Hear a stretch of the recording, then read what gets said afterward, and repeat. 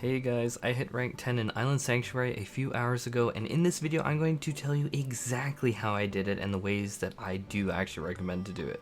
Because trust me, those are not one and the same. Some of the ways I went at it, I'm like, never recommend that. Never recommend that. But kind of similar to before, learn from my mistakes. I'm still caught on the Seafarer's Calories though, guys. Sucks. So first up is a baseline on the Island Sanctuary. Your number one goal must be, like I warned in yesterday's video, and yeah, I'm bringing it up again. It won't be as long as yesterday's video though, but always get your workshops going and always make sure to get as many workshops as soon as you can. If you have the option between it and a granary, go for a workshop. I'm not going to bloat this video by saying everything that I said in yesterday's video, but the main takeaway is even for the leveling grind, you want to get as many Seafarer's Calories as possible. That will roadblock you. It roadblocked me. It roadblocked other people that I've talked to.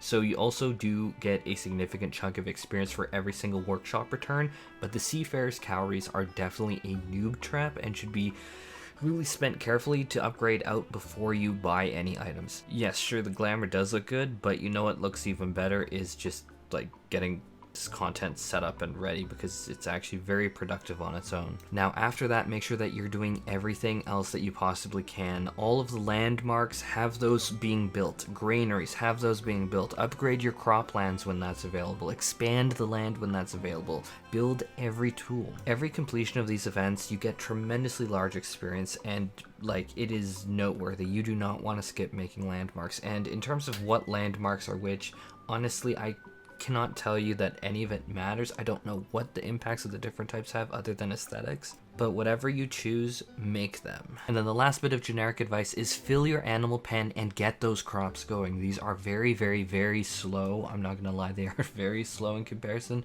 but will give you a lot of experience and can be used to get even more Seafarer's Calories. Needs more cowbell. Okay, now let's talk specific advice with all of that set up. And to give a time frame reference, because I did rank 9 to rank 10 in roughly 5 hours this morning. Yes, I have no idea what sleep is. I'm doing a full-time job and this. I don't even know, but that's without any extra bonuses because I straight up grinded it out this morning. So even like I wasn't getting like any extra buildings, I wasn't getting animals, I wasn't getting the crops, so I just straight up grinded it. And so even the most intense level available, which is 9 to 10, which is 41,000 with no added help, no bonuses, really just 5 hours, it's actually not that bad. But mind you, that is using proper node pathing, so I think that it would probably triple if you were in an area where you were, say, trying to like farm out the copper ore and having to mount up like 3-4 times. Yeah, I could actually see it taking like 15 hours in like the wrong area. So that's why I'm getting this video out, because I know people are probably in the wrong area and they're gonna be like, no one told me, and I'm gonna try and tell you in this video. Now for the technique, nodes respawn after you activate a certain number of other nodes. So you hit one and then you go like 10 nodes or something, and then that first node reappears, and then the node after that. It's very much in order kind of thing. It's very much not random. If I'm directly honest, I didn't even count how many it is. Me saying 10, I don't know if it's 10, but instead I really went off of patterns for whatever reason. I guess I just pattern recognize well. But that being said, there are some areas that are massively, like I said before, intensely better in terms of the patterns that you can do than other areas. The second part of the technique is that crafts will contribute 10 experience, or the equivalent of 1 gather per craft. So one could make the argument that yes, you are at an advantage if you collect apple trees, which provide you both apples that you can turn into Pokemon food, or I should probably call those Pokeblocks to keep the terminology consistent. But here's an example where putting theory into practice doesn't pan out as desired, because it's always nice to say things on paper. Oh, just collect a whole bunch of apples. Well, as someone who tried that, it was horrible. So first off, the apple food is the bare bones minimum food that you want to provide your animals. It's not great. It's not something that you really care to stock up super high on. And similar to what I learned with the seeds, it's really, really tricky to try and throw it away. But not that we really care about that when we're leveling, because we're just trying to grind it out. We're trying to get ahead so that we can get like better unlocks, more things to access. So the worst part that actually made that technique bad was the apple trees are super ridiculously far from one another, meaning that I spent so much more time needlessly getting on the mount, getting off the mount, and it quickly devolved into me spending significantly more time on my mount than actually gathering. That was even when I tried to incorporate other things and tried to like bring the pattern in so it wasn't just apple trees, it was going to be other things. There was no good pattern that I could find, at least, that worked for it. I tried looking around. I don't think one even exists.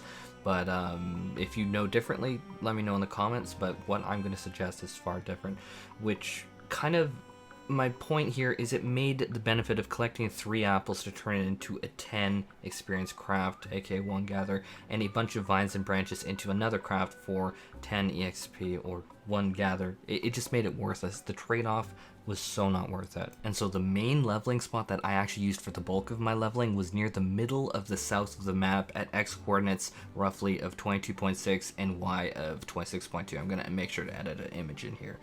Following the route that you've probably been seeing on the screen for the past little while now, I just knock out all of the stuff on the floor, which is really easy to click. That's another thing. I wanted something where I could brain off, listen to a podcast on something stupid, and just keep going and just run all over the place. Run up the hill, get the sugar, then the tree, which the sugar and the tree do provide materials to craft nets, which slightly offsets the grind. It is more so just to minimize the amount of moving, because like that rock way at the back that you've probably seen me avoid, yeah, I don't want to spend the extra time moving in this instance is your enemy. But in my case, like in terms of the nets, it wasn't enough to clog my inventory even going through the leveling with it. But then I go down the hill and I restart collecting across the river. So why this over the apple trees or literally anything else? I tried like sugarcane up above. Why this? And it's simply because the nodes are clumped together tightly, and when it comes to things like this, even a few seconds lost from mounting 2 times in a cycle of resetting nodes just is going to add up really bad. So doing it this way simply provides you with a ton of nodes that you can slam one after another, and in fact, this is the one reason that I was a huge fan of the pumpkin seeds method earlier. I'm just going to try and show some footage here, but the problem why I had to stop that was my bags actually got clogged. Some people clocked the footage where it's like, oh, you're getting an alert that your pumpkin seeds are clogged. It's like, yeah, that was what I originally was trying, because it was so close together, these 2 spots of pumpkin seeds, which was massively unfortunate because there seems to be no way to toss out the seeds once you have them. Whereas with these, if you look at the amount of islanders cowries, not the seafarers, the islanders cowries, I have the green ones, I was just selling the crap once I got it and hit the maximum limit of 999 items in my bag, just trading in a ton of them. Obviously, as you can see, it was a nice way to release the pressure valve from the grind. As you can tell, I had to do that many times. Just to make it clear, when I'm leveling just to get more unlocks so that I have access to things on the islands, I don't really care what items I do have, and I have not been bitten at all by that. To get the materials for a particular craft is trivial, honestly. The main hurdle is getting through the grind. The amount of times traveling spent between other nodes, and I tried tons of different spots, tons of different items like the agave, the gay plants. It was just too long. You want to slam that node after node after node, basically just right clicking non-stop. A true ideal path would never be needing to mount, never need to sprint, never just doing anything but right clicking. Sorry, my lack of sleep is totally showing right now, guys. I'm so sorry. But that's not directly available just to spam right click, and so this and the pumpkin seed farm is definitely the best thing. So keep the farm going, keep the workshop going, keep around slamming these nodes, and that's genuinely the fastest method to level. Anyhow, that's really it for this video. Put on some great music or a podcast and hammer away. If this video helped you and you want to help me out, I'd be super happy if you smashed a bag full of seafarers calories on that like button. Heaven knows I can still use them, and can't hit that subscribe button. Honestly, considering that the patch has been out for essentially 3 days, barely, and we're on Thursday now, I really don't consider this bad pacing. It was super fast and honestly very easy to get up. I was still going out for dinners, I was still watching TV shows with the boyfriend.